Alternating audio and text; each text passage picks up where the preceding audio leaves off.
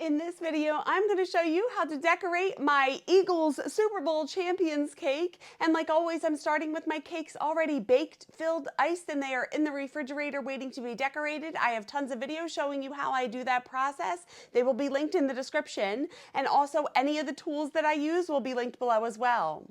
So let's get started. All right, before we start, I want to let you know I always go over to my cakes in the refrigerator and measure wherever I'm putting the decorations to make sure I print them out the right size. Now, I have a piece of non-slip pad underneath my cutting board, a wet paper towel with an X-Acto knife, a Dresden tool, and a little bit of water. And I have Tyler's powder mixed into all of my fondant. I only use marshmallow fondant and mix this in there, knead it in, roll it out, let it sit. It's going to dry hard and be so much easier to cut. So I rolled out white fondant really thin, gray fondant, and this green fondant. And I printed these out the size I wanted them to be according to where they're going on the cake. And I'm doing my trace, cut, and smooth method to make most of these decorations. So I'm taking my Dresden tool and I'm tracing these letters onto this white fondant, and that line is going to transfer onto the fondant. These letters are kind of annoying because they have so many angles, so they take a really long time to do. But I traced all of the letters, and then when I peel the paper away, you can see the letters transferred. So then I'm just taking my X-Acto knife and cutting all of these letters out. Now, again, these have little angles. I really hate doing letters like this because they take forever. But anytime you cut anything out of fondant, the edges are going to be a little bit jagged. So I need to carefully peel this away so I don't rip the letter. And then I'm going to take my tools and my fingers and smooth all of my cuts. I'm going to do that every single time I cut something out of fondant. You might not see me do it in the video, but I'm going to do it. Just so you know, every time I cut anything out of fondant, I always do the smoothing process. Then I'm going to realign it on top of that picture so it dries to the correct shape as I'm cutting the rest of these letters out.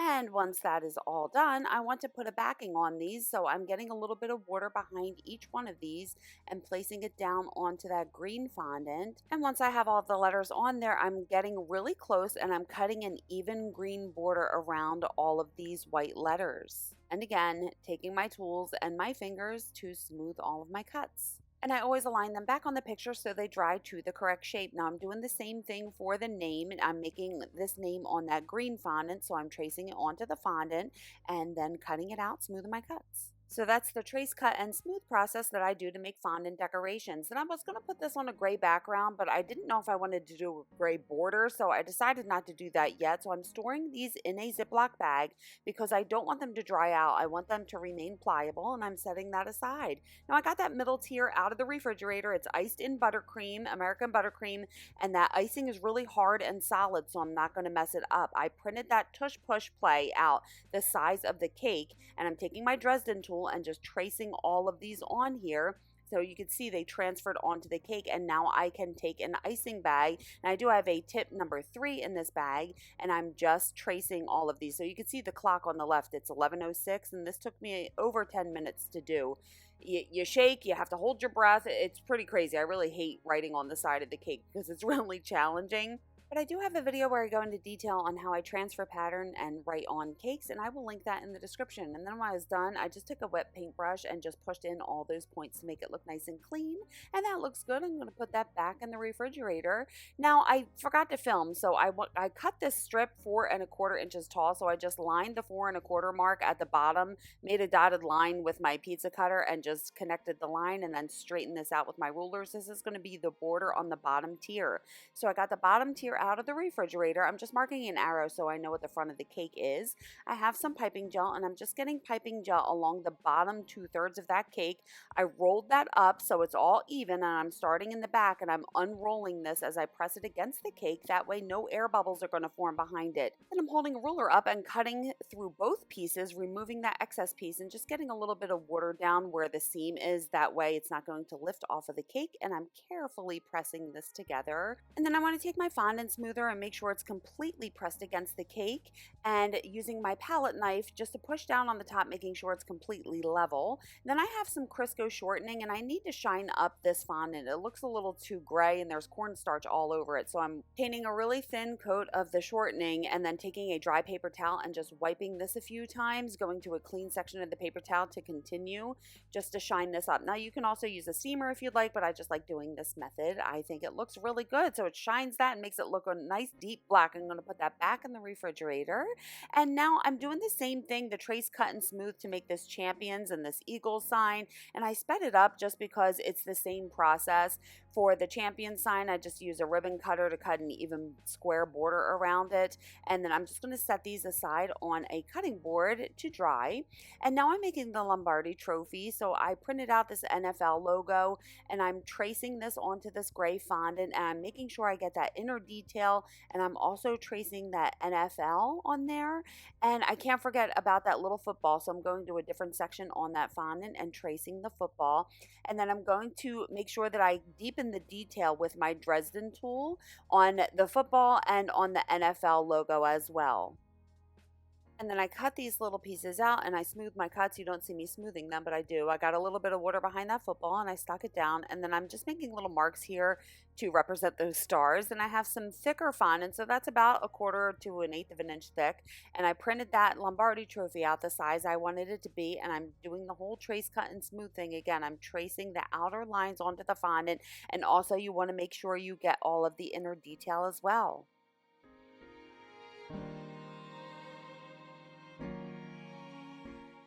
And then you peel back the paper and see the lines transferred. And then I'm just taking my Dresden tool again and deepening all of these lines.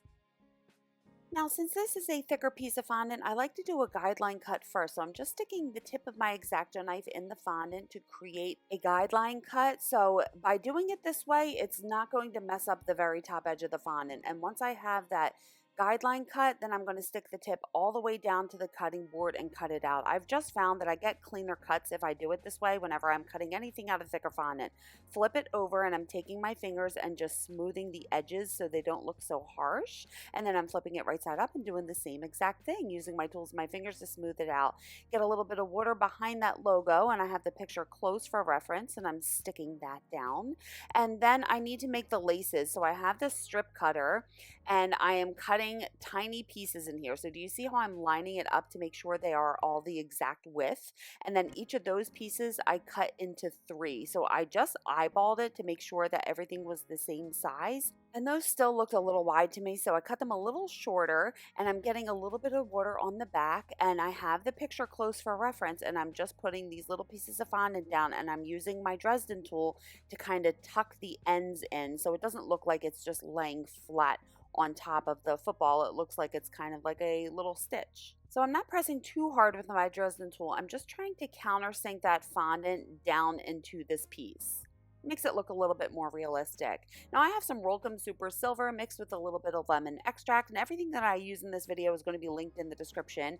And I'm painting the silver, so I'm starting on the back. I paint one coat of silver and then I flip it right side up and I do another coat. Now you need to make sure that you get the sides and the top and the back and everything so there's no gray showing through, that it all looks silver. And this is mixed with lemon extract and that evaporates really quickly, so it's going to dry really fast. So I'm going to set that aside at room temperature to dry flat. Now I'm making a 50-yard line topper. He was turning 50 and I thought, how awesome would it be to have a 50-yard line? So I'm doing the same thing. I printed out that 50, the size that I needed it to be, and I cut it out, smooth my cuts. I'm using a strip cutter so I can get a thin white line, and then I'm holding my ribbon cutter up to this and making sure that it's the same width, and I'm cutting this out. So this will make more sense as I go along.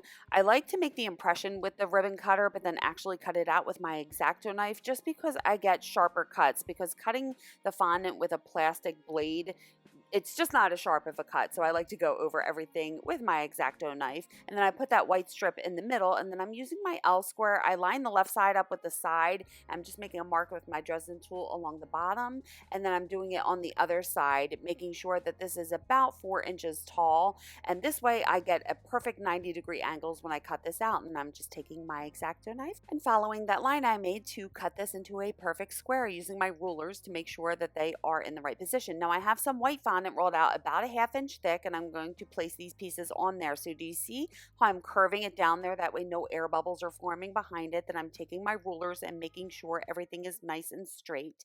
And then again, I'm going to get some water behind that white piece and do the same thing. And then again, doing the same thing with that other green piece. I'm using my rulers just to make sure everything is perfectly square. And then I'm going to get a little bit of water behind each of the numbers and stick those down as well. Now I need an even white border around here, and to make sure it's straight, I'm just using my ruler to get this line impression. I just thought it was the perfect way. That way I'm not going to get like a wavy line. Everything is going to be nice and straight.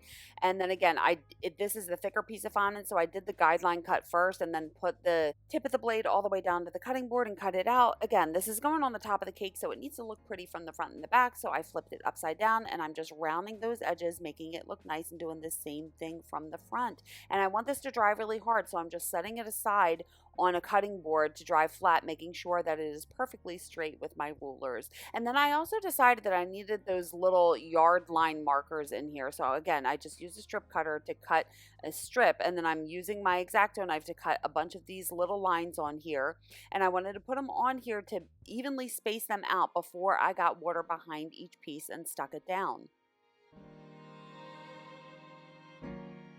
And that looks really good. Let's set that aside to dry. Now, I totally forgot to hit record, but I printed out these edible images, and I'm just cutting an even green border around here, so I got a little bit of piping gel behind it. I do have a video where I go into detail on how I use edible images, and I'm going to link that in the description. But here I am smoothing my cuts, and I did the same thing for the Super Bowl logo, and then I'm going to set those aside to dry flat. Now I'm going to stack the cake. So the bottom tier is a little too tall to use my ruler, so I just held the straw against the side of the cake and I marked it with a marker, and then I'm holding them against the next straw just to make sure I cut them to the correct size and pushing them onto the cake, getting a little bit of icing down, and then I'm going to put that middle tier on, making sure everything is nice and level, and then I'm going to use my ruler to do the rest of the stacking. Now I do have a video where I go into complete detail on how I stack cakes, and I'm going to link that in the description for you, but I'm just repeating the process, getting some icing down, stacking on that top tier. I'm going to dowel it, and I'm going to fill that hole with icing, and then since this is covered in fondant, I just put a piece of fondant on top, and I'm using my ball tool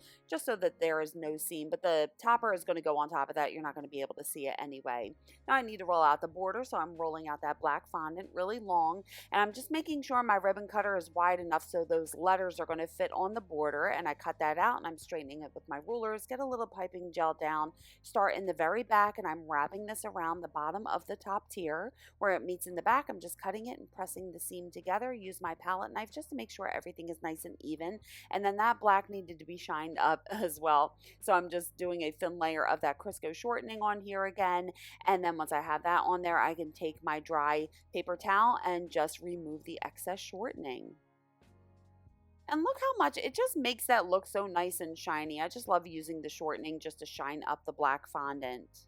And then I just decided to do another black border around the middle tier. I had to make sure that it was thin enough so it wasn't going to touch that tush push that I put on there. And again, I'm taking some Crisco shortening and just shining up that black fondant, taking a paper towel and just removing the excess. Now I'm screwing skewers in the bottom here, and that's why I rolled that white fondant out really thick. That way I could screw these skewers here and you won't be able to see them. Get a little bit of piping gel on the bottom where it's going to touch the cake and slowly slide that down, making sure it's straight. And then I'm getting a little bit of black icing behind all of these letters. You could use piping gel as well if you want to, but I'm just using icing. I use icing the same color as the cake that I'm putting it on.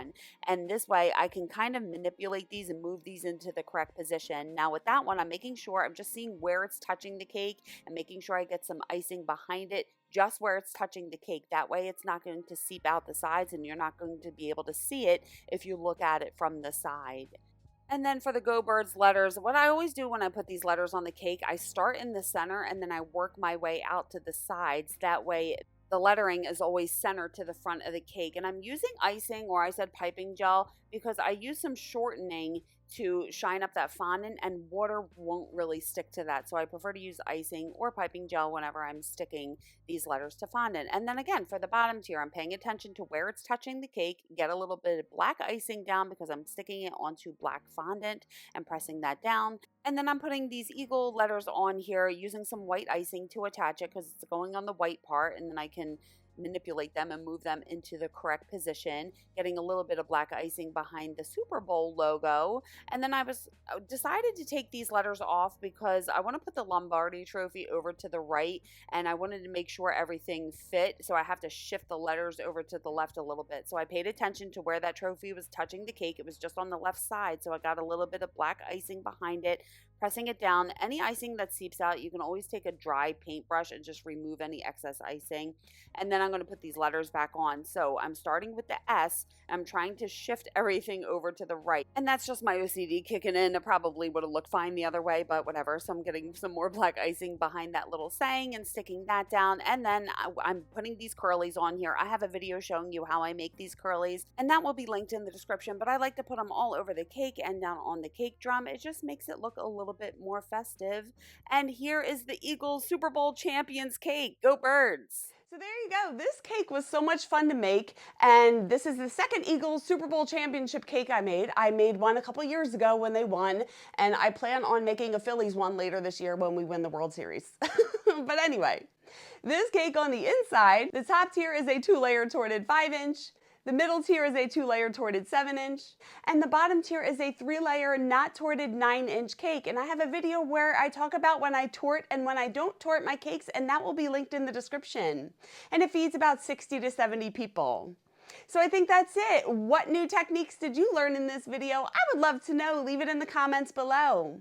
And just a reminder, I have ebooks with all of the recipes that I use. I have my signature scratch pound cake recipes, my best Dr. Cake mix recipes, my buttercream icing and filling recipes, along with my favorite numbers and my favorite fonts. So they will all be linked in the description. And I do have a Cake Academy membership program where I can help you elevate your cakes to the next level. There are 3 tiers to the program. The top 2 tiers do have access to my exclusive Facebook group, and in that group, I go live. I post all the pictures of all the cakes that I make along with how much I charge, and we are learning so much from each other. It is a group of happy, positive, wonderful cake decorators. I would love to have you aboard. All that information is in the description. Please like this video if you liked it, and if you're enjoying my tutorials, I would be so grateful if you could buy me a coffee. My link is down below. And I would love it if you would keep in touch on socials, and you could check out my website. And if you want to stick around, you can watch this video next, and hit subscribe and the bell if you haven't already.